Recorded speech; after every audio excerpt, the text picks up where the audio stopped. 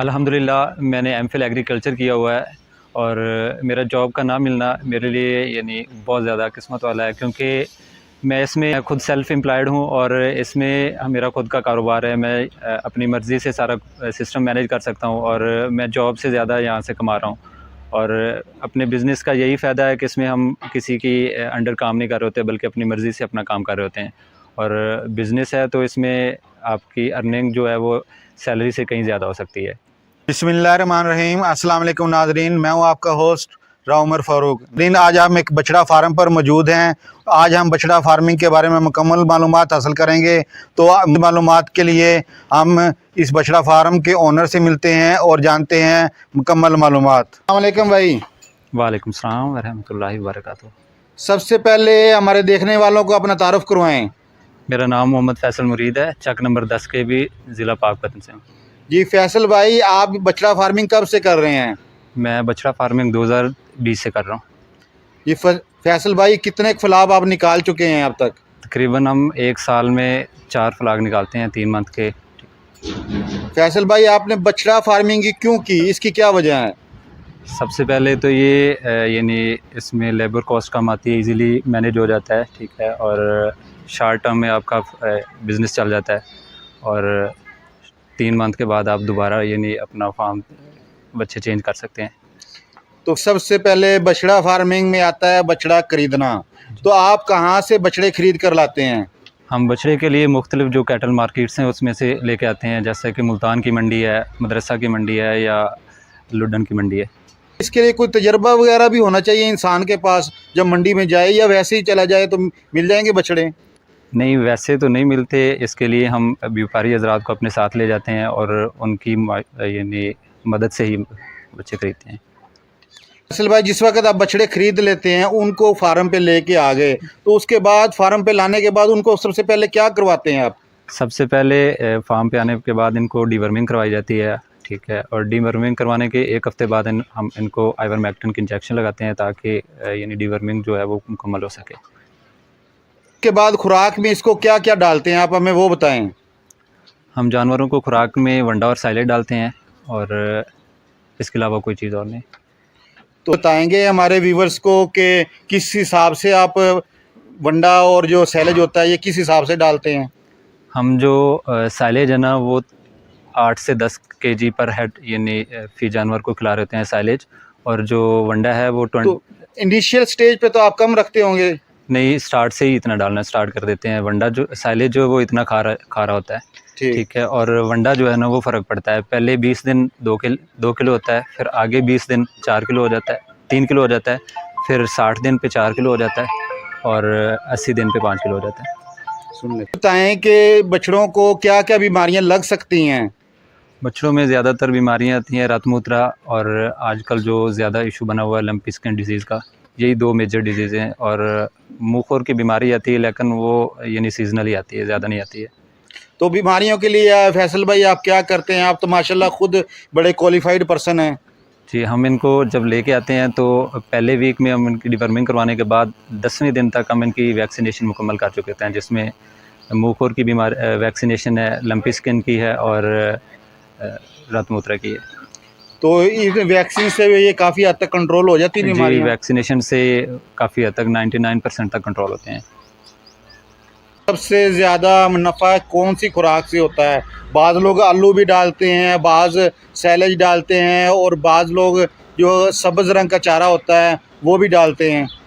जो पहली बात है कि सब्ज़ चारे के जानवर जो होते हैं ना वो फैक्ट्रियों में जहाँ पे हम स्लाटर हाउस में भेज रहे होते हैं वहाँ पे लेते ही नहीं है, क्योंकि रेड मीट उन्होंने बाहर भेजना होता है, तो चारा वाले चलते ही नहीं है, वो सिलेक्टर जो उनके वो रिजेक्ट कर देते होते हैं। और कुछ जो आलू की बात है, वो जो आलू का सीज़न होता है तब यानी जो उनकी छोटी गोली साइज़ होता है वो सस्ता मिल रहा होता है, तब वो उसमें वनडे का फ़ायदा होता है कि बचत हो जाती होती है, तब उस सीज़न में आलू बेहतरीन होता है, लेकिन आगे पीछे जो बाकी ड्यूरेशन होता है उसमें वंडा और साइलेज बेहतरीन है। बताएं कि आप कौन सी किस्म के, कौन सी नस्ल के बछड़े सेलेक्ट करते हैं जब ख़रीदने जाते हैं? तो हमारी सबसे पहली चॉइस होती है कि क्रॉस बच्चे लिए जाएँ, ठीक है, और उसके बाद जब कुर्बानी के मौके पे लिए जाते हैं तो फिर बिल्कुल देसी ब्रीड के लिए जाते हैं। तो ये क्रॉस में ज़्यादा बढ़ोतरी होती है, क्या वजह है क्रॉस आप लेते हैं? जी, क्रॉस जो हैं वो दूसरों की निस्बत ज़्यादा बढ़ते हैं। तो फैसल भाई, हमने तो सुना है कि ये देसी बछड़े होते हैं, ये ज़्यादा बढ़ते हैं। देसी बछड़े बढ़ते हैं, लेकिन उसमें उसका इशू ये होता है कि वो यानी अपने सोने होने की वजह से या खूबसूरत होने की वजह से ज़्यादा महंगा 10-15 हज़ार का मिलता है, महंगा मिलता है। और हमने क्योंकि ये गोश्त के लिए लेना होता है, तो हमें यानी खूबसूरती डज़ नॉट मैटर। खूबसूरती जब डिवर्मिंग होती है तो खुद ब खुद जानवर खूबसूरत हो जाता है। अगर कोई नया बंदा को फार्मिंग करना चाहे बछड़ों की, तो उसके लिए आप क्या मशवरा देंगे कि कितने बछड़ों से वो स्टार्ट करे और कैसे फार्मिंग करे? सबसे पहले जो भी न्यू बंदा होगा, मैं यही मशवरा दूंगा कि ये सबसे बेहतरीन है। उसका मतलब इसमें यानी लेबर कॉस्ट बहुत होती है। अभी हमारे पास तकरीबन 70 के करीब जानवर थे, तो उसके लिए सिर्फ 2 बंदे काफ़ी थे। तो इसको मैनेज करना इजी होता है, और उसके अलावा ये सबसे बेहतरीन और मुनाफा बख्श है, और इसमें ज़्यादा परेशानी भी नहीं होती, तो ये करना चाहिए। आपने कितने बछड़ों की फार्मिंग की हुई है? अभी हमारे पास तकरीबन 60 के राउंड अबाउट खड़े हैं। तो 60 इस पे कितने बंदे रखे हुए हैं इधर मुलाजम? हमारे पास 2 बंदे हैं। तो ये 2 बंदे 60 बछड़ों को मुकम्मल जो अरेंजमेंट होती है कर लेते हैं? जी, सुबह उन्होंने साइलेज डालना होता है और वंडा डालना होता है, और सेकंड टाइम वंडा और साइलेज डालना होता है, और पानी वो तकरीबन 2-3 घंटे बाद भरना होता है दोबारा, तो वो पहले बछड़ा फार्मिंग बहुत मुश्किल होती थी। लोग सोचते थे कि कैसे मैं बछड़ा लूँगा, उसके बाद कैसे इसको जाके मैं सेल करूँगा। व्यापारी कई तरह की ठगियाँ वगैरह लगा लेते थे। तो आजकल क्या तरीक़ेकार है? आजकल सबसे पहले मंडी में जाने से तो आपको मिडलमैन से ताल्लुक़ पड़ेगा, वहाँ से लेने में ज़रा सी मुश्किल होती है, लेकिन आगे सेल करने में अब मिडलमैन का जो गैप है ना, वो निकल गया। अब डायरेक्ट स्लॉटर हाउस जाएँ, वहाँ पे आपके खुद के अकाउंट होंगे, तो वहाँ पे आप खुद दे सकते हैं। तो जो मिडलमैन का मार्जिन है वो भी फार्मर को बच रहा है, तो इसका ये बेनिफिट है। क्या तरीक़ेकार होता है जब हम फैक्ट्री में जाते हैं, तो उसके बाद वो हमें किस तरह पेमेंट वगैरह करते हैं? इसका मुकम्मल तरीक़ेकार हमारे नाज़रीन को बताएँ। इसमें ये होता है कि हम देखते हैं कि जो हमारे जानवर तैयार हो चुके होते हैं, ठीक है, 2.5 मंथ में या 3 मंथ में, तो हम उनको वीडियो बना के भेज देते होते हैं, और वो हमें डेट दे देते हैं कि इस दिन आपका यानी ऑर्डर लग गया है। उस दिन हम ऑर्डर लगवा देते हैं, और तकरीबन 1 घंटे में एक गाड़ी जो है वो स्लॉटर हाउस में ज़िबा हो जाती है, और पेमेंट हर जुमेरात को हमें मिलनी होती है। अगर हमने मंडे को ज़िबा करवाया है, तो जुमेरात को हमारे अकाउंट में पेमेंट आ जानी होती है। के हिसाब से भी इसके ऊंच नीच से कोई इसके रेट में फ़र्क आता है गोश्त के में? जी, बिल्कुल, इसका डॉलर से डायरेक्ट रिलेटेड है, क्योंकि ये सारा गोश्त बाहर जा रहा होता है, और जैसे डॉलर का रेट बढ़ता है, गोश्त का रेट भी बढ़ना शुरू हो जाता है। हमारे नाज़रीन को ये बताएं कि आप कितने का एक बछड़ा ख़रीदते हैं, उस पे कितना खर्चा आता है, और उसके बाद कितने का उसको सेल करते हैं, और इसमें से आपको क्या बचता है, वो भी मार्जिन हमें नाज़रीन को बताएं। हम मोस्टली 65,000 से 75,000 की एवरेज के जानवर लेते हैं। हम ये नहीं लेते कि यानी एक सारे 75-75 के ले रहे हैं, मुख्तलिफ होती है, लेकिन एवरेज मैक्सिमम 70 के राउंड अबाउट आ जाती है।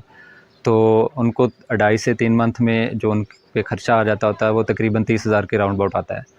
तो एक जानवर 3 मंथ में हमें 15 से 25,000 रुपये बचा जाता होता है। तो 50 जानवर का या 60 जानवर का ये कितना बच जाता है? अब आगे आप खुद यानी ज़रब लगा लें कि फ़ॉर एग्ज़ाम्पल आपको मिनिमम 20,000 भी बचा रहा है, तो 50 जानवर हैं तो 10 लाख हो गया। तो माशाल्लाह ये एक हैंडसम अमाउंट है जी। आपके ख्याल में, तो जी। बछड़ा फार्मिंग करनी चाहिए। जी, बिल्कुल करनी चाहिए, और बहुत ईज़ी है, इसमें कोई यानी टेक्निकल इशू नहीं है कि करना मुश्किल हो जाएगा, मैनेज करना मुश्किल हो जाएगा, और हर बंदा इसको ईज़िली कर सकता है। अच्छा, दूसरा फैक्ट की माशाल्लाह अच्छी खासी तालीम है। किस तरह आप एक बड़े साफ़ सुथरे माहौल में से निकल कर और कहाँ ये गोबर में आके आप काम कर रहे हैं, तो कैसा लगता है आपको? अच्छा, ये सबसे पहले तो मेरा स्टार्ट से ही माइंड था कि खुद का बिज़नेस स्टार्ट करूँगा, तो ये इमर्जिंग बिज़नेस था स्टार्ट में 2020 में, यानी बहुत अच्छे रेट थे।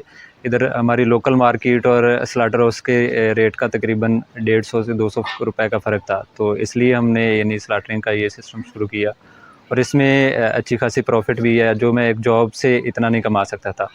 और इसके अलावा अगर जॉब करते तो हम अपने यानी जो एग्रीकल्चरल एक्टिविटीज़ हैं उसको भी टाइम नहीं दे सकते थे, तो इससे हम एक साथ यानी ये भी बिज़नेस का मैनेज कर रहे हैं, और अपनी ज़मीनों का भी काम इजीली कर रहे हैं। बहुत शुक्रिया फैसल भाई आपका, आपने हमारे नाज़रीन को बहुत अच्छी मालूमात दी।